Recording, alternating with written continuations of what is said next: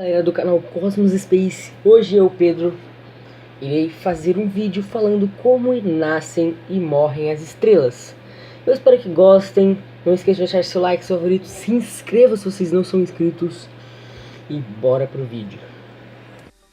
Ao contrário do que você pode estar pensando, não se trata de uma atriz ficando famosa, mas de uma estrela mesmo.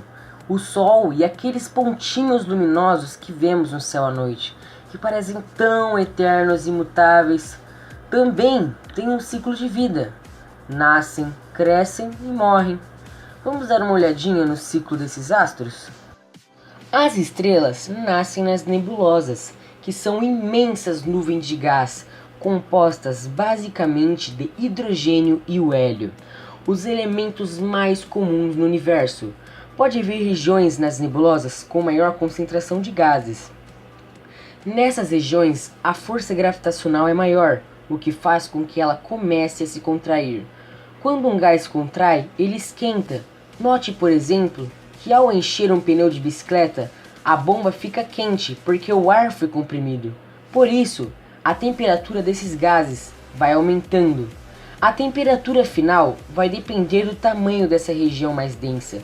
Se houver muito gás, a temperatura aumentará o suficiente para acender o combustível nuclear e iniciar a queima do hidrogênio, fusão nuclear. Isso libera muita energia. Nasce uma estrela.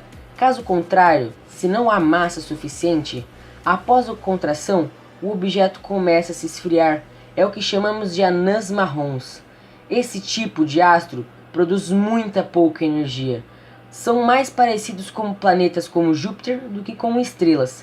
A massa mínima para acender as reações nucleares e formar uma estrela é de 50 vezes a massa de Júpiter.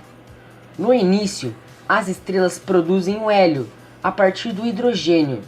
Depois o hélio é queimado produzindo lítio e assim por diante. Dessa forma, elas vão criando elementos novos.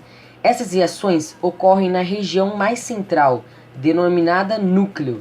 O que mantém as estrelas estáveis é um equilíbrio entre a força gravitacional, que tende a puxar tudo o seu conteúdo para o centro, e a pressão, que faz com que os gases se expandam. Quanto maior a temperatura, maior a pressão.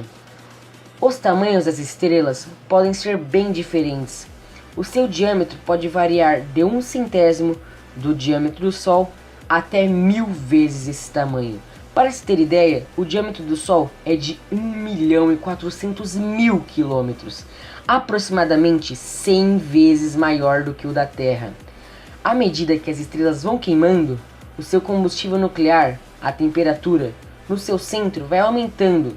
Isso faz com que elas se expandam, virando o que chamamos de gigantes vermelhas.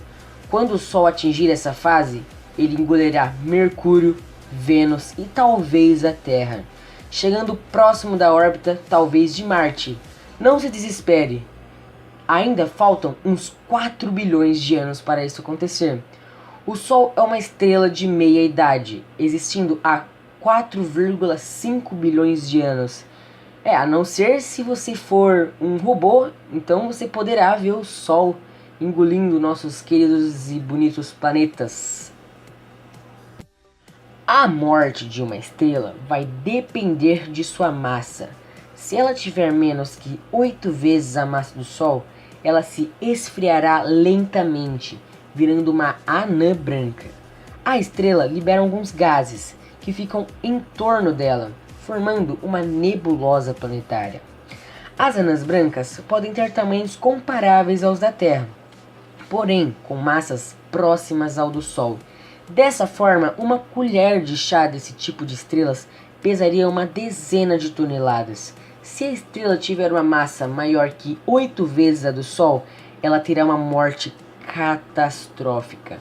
Como dissemos antes, as estrelas vão produzindo novos elementos, o que libera energia. Isso ocorre para todos os tipos de elementos mais leves que o ferro. Já para produzir este último, consome-se energia demais. Assim, na produção do ferro, grande parte da energia da estrela é sugada e ela acaba resfriando-se repentinamente. O núcleo é totalmente transformado em ferro em poucas horas. Dessa forma, a pressão cai bruscamente e as camadas externas começam a despencar em direção ao centro da estrela. Ali encontram-se com o núcleo sólido de ferro e quicam, sendo ejetadas para o espaço sideral a altas velocidades. É o que chamamos de supernova. Com a energia dessa explosão, são produzidos todos os elementos mais pesados que o ferro.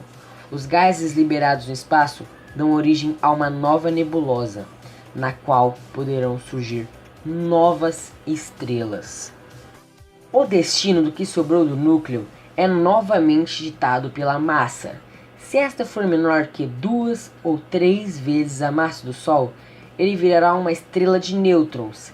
Se for maior, dará a origem a um buraco negro. O universo era composto inicialmente apenas de hidrogênio e hélio.